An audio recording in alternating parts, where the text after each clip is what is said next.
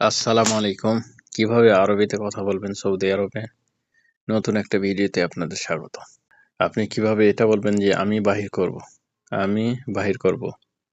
আনা বাতলা। আনা মানে আমি, বাতলা মানে আমি বাহির করব। আনা বাতলা। আইন লাস্টে বাতলা। আইন আসলে বাংলাতে হয় না, এজন্য আমি লাস্টে আইন দিয়ে রেখেছি। আনা বাতলা। আমি বাহির করব।